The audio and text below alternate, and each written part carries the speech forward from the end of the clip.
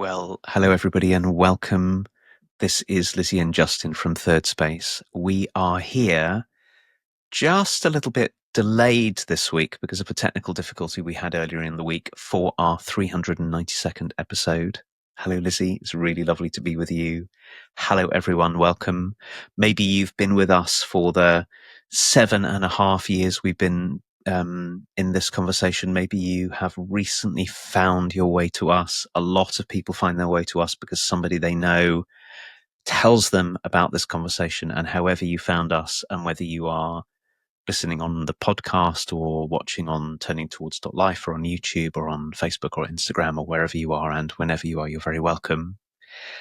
We have a wonderful source to, as we always do, to dive into very shortly. But before we do, I just want to say, if you happen to be listening in the spring or summer time of 2025, we have a couple of very exciting live opportunities to come and be together and to be with us that I want to tell you about. And you can head over to turningtowards.life, sign up to our mailing list there, and you'll get all of the details. So one is Sunday, the 8th of June. It's our 400th episode. Very exciting. And we're going to celebrate by doing Turning Towards Life live event in the afternoon UK time of that day. And you are all so welcome to join us. It will be wonderful to meet many, many, many of you. And then in September 2025, we are beginning Turning Towards Life Live's first full season, which will run for 6 months and will be an opportunity to come and study and learn and be in relationship with us and with one another once a month. So there's a link on the website that you can click on to register your interest there. And as it's been tremendously exciting, I know, to see the expressions of interest coming in where people are going and registering their details there. So I wanted to begin with all of that, Lizzie, so everybody knew before we began. And then hello, and over to you. Thank you, Justin. Hello, everybody, and welcome. Hello, Justin. We have this wonderful little passage by the incredible Marion Woodman, and we're going to read it, as we always do, to one another and see what comes. So here we are. Marion says, "To me, real power is about presence.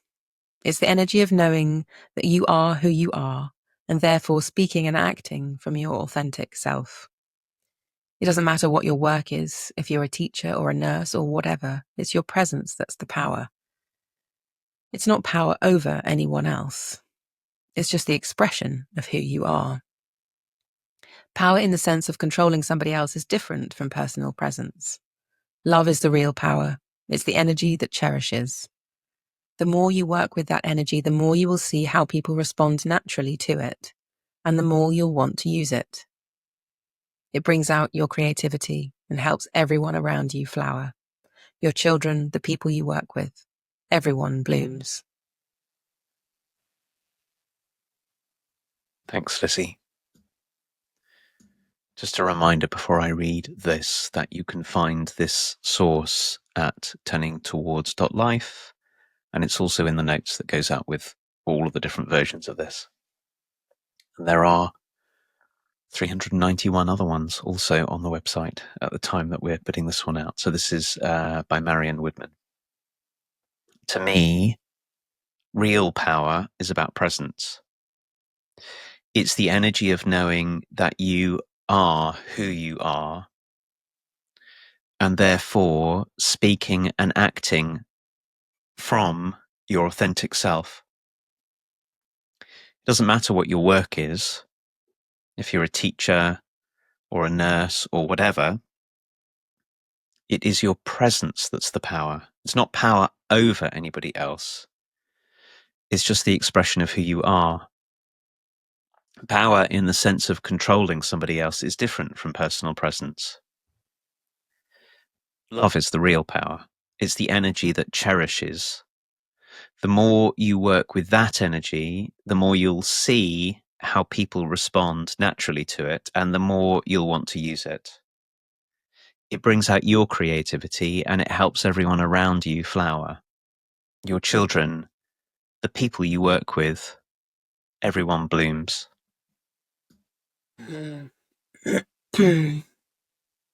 Thanks, Justin. So as you were reading this, I could feel this real sense of somehow being seen by Marion in the journey of what it is to, I guess, become conscious of one's stuff, our inner conflicts, our lacking of confidence, or our superego, or all of the things that cause us suffering on the inside. And then being in relationship with them, being in conversation, learning to love the essence of ourselves. And the funny thing is, and what I feel like I could never have predicted, was that power would be the result. It's quite a kind of strange meeting of myself in this point in my life, where I can see that all of the pain and all of the kind of shattering of self-images and of my own and others, and the way that things have broken over the years, has felt really painful. And little did I know that what would be revealed in the brokenness is power rather than nothingness or something. So I'm feeling very kind of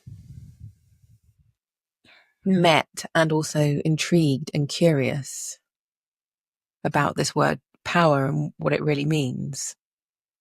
And I know for myself, I can feel it when my presence is available, and I can feel my creativity coming online, and I can feel my faith and my trust and my own goodness and my particular flavor of myself that is many things I'm not, and the things that I am, and that's just okay. Like, I'm not trying to force myself these days into being something that I'm not.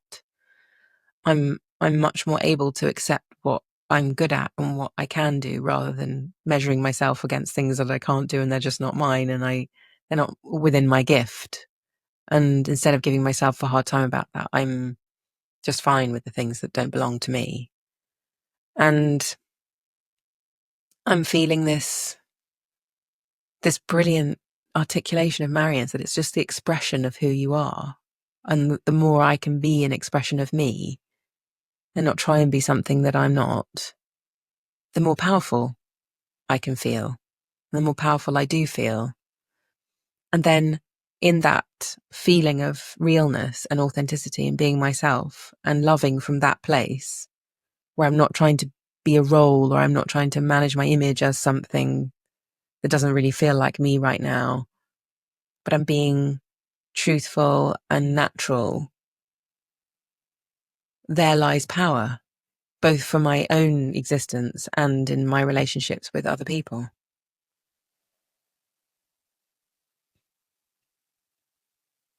I'm thinking about lots of different things hearing you speak, Lizzie, and reading Marion's words. And one is to make a distinction, it seems to me, between different kinds of love, because it might be easy to read this as if I obviously I don't know Marion, so I don't know what she would say about this.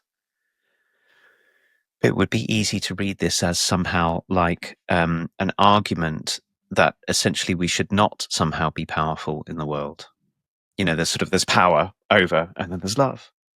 Mm. And of course, that's not what she's saying. It's very clear that what Marion is saying is that there really are different ways to try to be powerful in the world. And some of them lead places that are life-giving and some of them don't.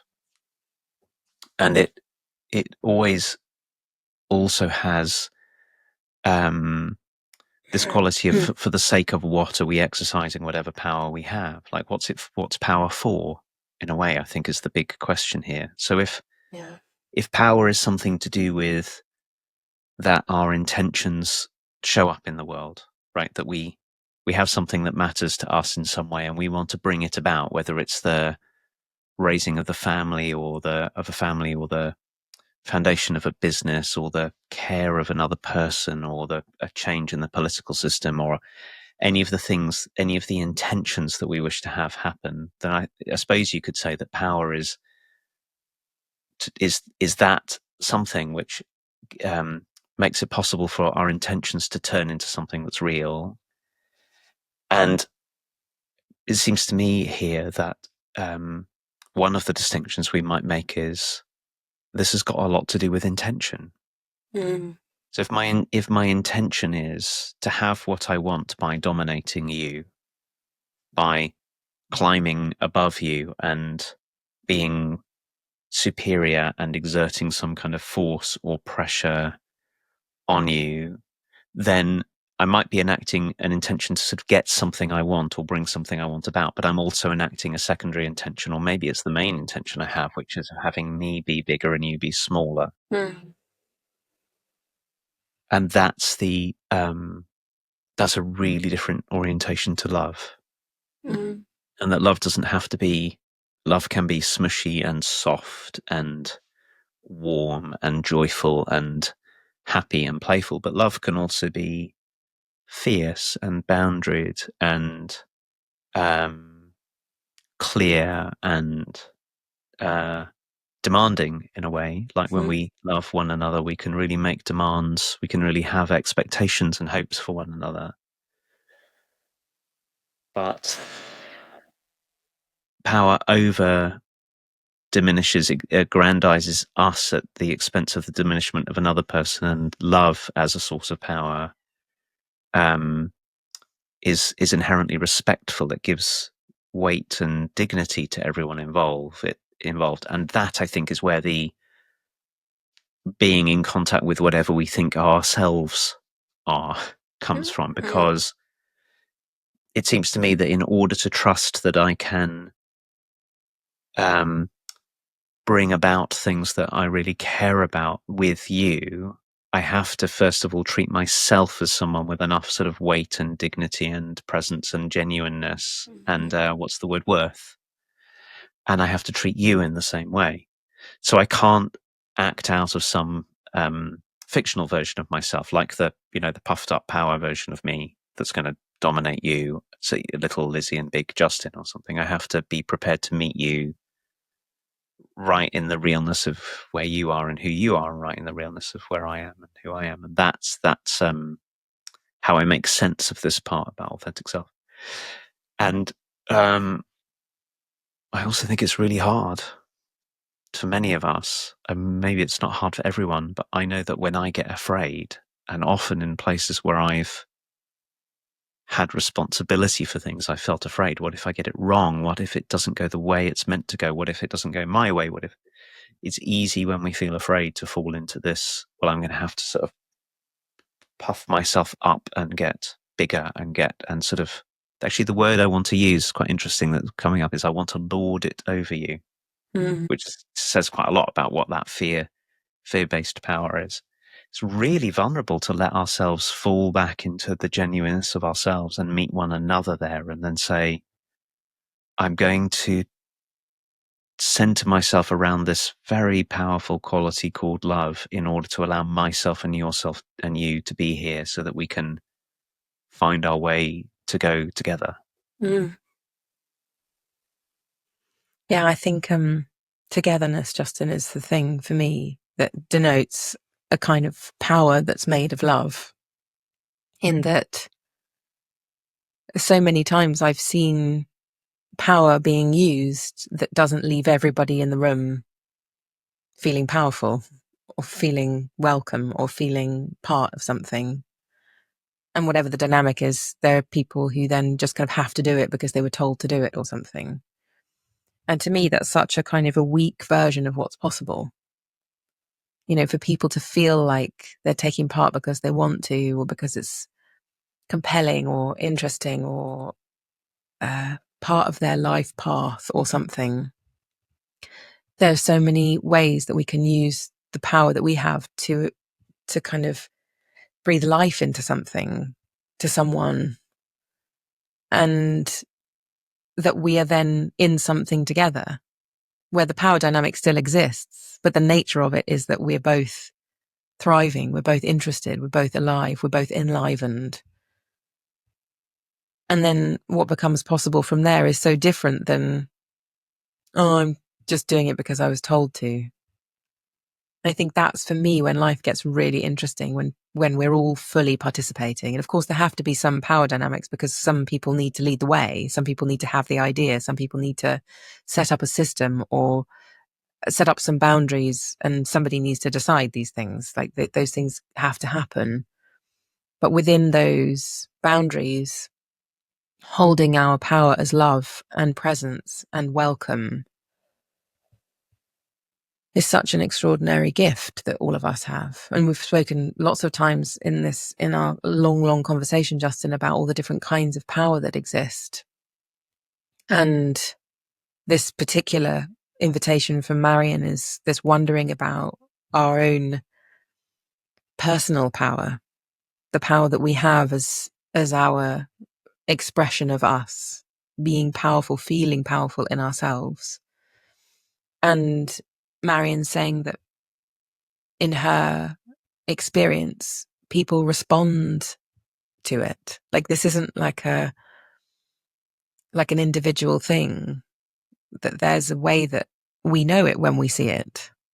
We can feel it when we see it, when we experience it, when someone's holding their power healthily and with generosity and wanting the best for the system that they're in or the person that's in front of them. It feels safe, basically. So we feel like we can be ourselves. So there's a way that when this power of personal presence and generosity and being interested in the mutual dignity of all of us, there's a way that when we experience that, we feel safe. And there's a way that when that's not being wielded well, we don't feel safe. We can't show up as ourselves. So our own showing up as our full expression of our realness is an invitation to other people's realness and therefore their power showing up as well.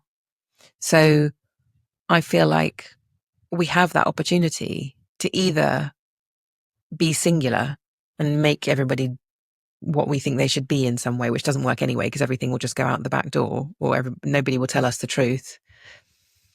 It's reminding me, by the way, of the conversation about wanting to be somebody to whom the truth can be told. I think this is the same realms. Is that when we're real and when we're open and when we can welcome what is here, the truth can come our way. And then we can work with it. Then we can find new ways, different possibilities. But if the truth can't be here, what have we got? And in an unhealthy power dynamic where we're afraid or we think we're going to be judged or shamed or told what to do and we don't have any choice for ourselves and we just go along with it because we have to, we don't feel all of us is welcome. We do feel like we have to keep secrets. We do feel like we have to keep a whole box of things to the side that aren't welcome in the relationship, and we can't be truthful. So I think truth and power are also very inextricably the same thing. Like if I really want to have you be here, Justin, as you, and for me to know who you are, I have to be in my own realness, that I can welcome all of that and not have you feel like you need to be a version of yourself that's acceptable to me or something. So I'm really drawn into this way that the topic of power and how we love isn't separate from the truth being told, from inviting truthfulness and realness in others. And then when we're inviting that truthfulness and realness in others, their power becomes a possibility because they can be real here and I can be real. And then as that grows, I can feel all kinds of wonderful possibility arising that's so different from, oh, I'm doing it just because I got told to do it by the person who's told me to do it or something. One of the things that's occurring to me as we're speaking about this, Lizzie, and as you're talking about it in this very compelling way, I particularly noticed that you talked about which seems so important, that you talked about the necessity of power, that there are places where authority is called for and hierarchy is called for. Somebody's leading and somebody's following. So much of what we want to bring about in the world requires that we consent to those kind of arrangements between us, so that it's not it would be easy to read this in a very simplistic way, like somehow this is an argument against anybody having any power for anything. Then nothing would happen. We would be in chaos. But as I'm listening to you, I'm struck by how much many of us have to work at this. It's not.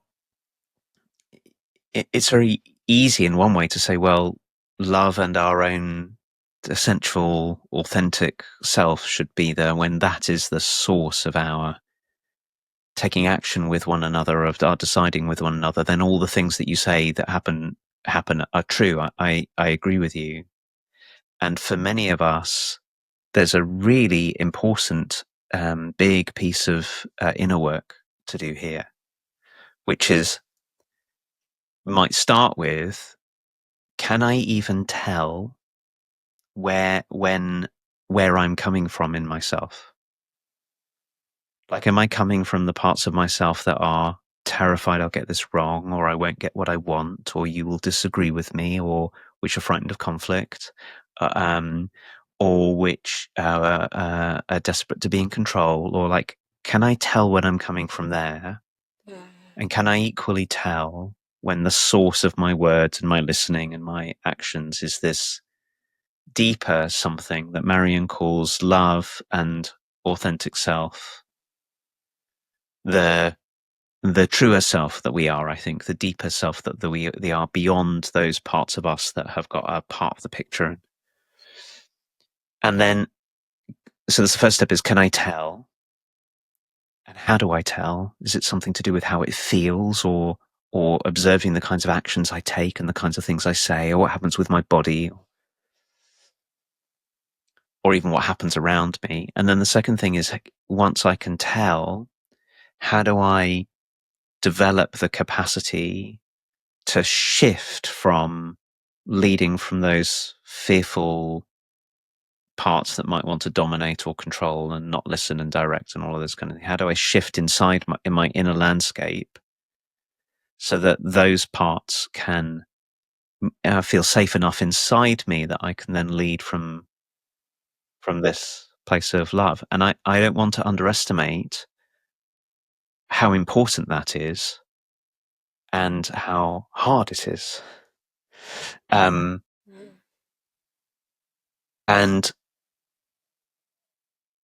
it seems to me that at this time in the world, early 2025, when in our public spheres, the controlling power is arising again in very, very strong ways, in lots and lots of places in the world, in politics, we're really called upon to do this work, because it would be very, very easy to get caught up into the dynamic of controlling power, and either try to be controlling power people ourselves because we're afraid over the people around us, or to collapse into, well, I have no power here. And I think that's one of the really important calls of Marion's writing, is that there is actually a real power that's here that we can find our way to, that really matters. Because if we're going to take care of our loved ones and our colleagues and the world itself, we have to find our way to that which is genuinely powerful, not the kind of brittle power over or power underway. So I'm saying all of this because I know how hard I found this at times, is to be able to tell and then to be able to shift, and how much I've benefited from having other people around me who can see this dynamic, who can say, who I can go to and ask, and I can say, can you help me see where I'm coming from in myself? And sometimes we don't know in ourselves until we have someone else who's willing to extend themselves to help us continue to make this shift, which we have to continue to make again and again and again, because we're going to get pulled out of it whenever the stakes are high. Whenever there's something really important that's happening. It's making me think, Justin, about the challenge of what you're saying, how do I know where I'm coming from? How do I know what my intentions are really? And I feel like there's this thing about faith and having a kind of a practice, I guess, of opening to things that we couldn't possibly conceive as possible, being possible, that really matters when we're holding power. And that because of course power is the thing that makes things happen, like you're saying. It's the thing that puts some boundaries in place so that something can actually manifest in the world, in our lives. And this faithfulness to what I could see is possible here is very minimal by comparison to what is actually possible.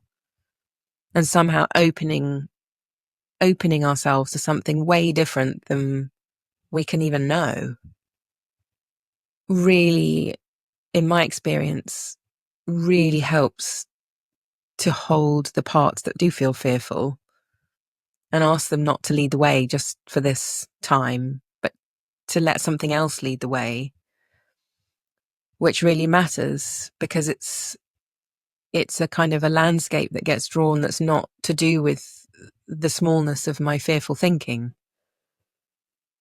because I can't really know what's going to happen. And if I went into something thinking, well, I know what the outcomes are here, it really does limit what can happen and how I can hold the space for something to unfold that's very different than what my fearful parts would have as determined as as being sure that it's going to happen. So I'm noticing that I draw on that a lot, like going into something contentious where I'm feeling worried about what's going to happen and seeing what I can do to put something forth that is faithful and unknowing, and where I haven't put it on a list, something that's not on my list of outcomes, letting that be possible as well as maybe the other things that are on my list, but always making space for things to happen that are unexpected, that are unconceived of, that really allow for something new to happen rather than the small plan that I might have from those parts of myself that really shouldn't be leading because they do want to have power over and they do want to just shut something down or fix something up or make it go away or something. But that I really practice opening myself to something that I couldn't even imagine being possible, and how supportive that is to me holding my power healthily and coming from this presence that Marion is talking about, which is about love. So I want to say thank you to Marion for leading us to that place of faith, actually, in me. And this capacity to cherish, I think, comes from there, that she mentions in the middle of the second part of her writing here. And Justin, may we long cherish one another and cherish the community that we have around Turning Towards Life and cherish this conversation.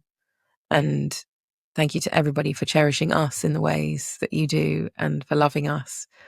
It's wonderful, Justin, when we meet somebody in person who listens to us and how loved I feel when that happens, or you meet somebody and you tell me about it. I feel loved then too, or we get an email, and I'm grateful for all those communications and very excited about the possibility of being together live so that we can actually be in proper relationship beyond this kind of funny relationship where we don't really see or hear people in the moment. So thank you, Justin. Thank you, everybody. And please go to our website, turningtowards.life, if you want to register your interest in anything that we've got coming up. We would love to have you with us. Thanks, Lizzie. Thank you, everyone. Bye-bye.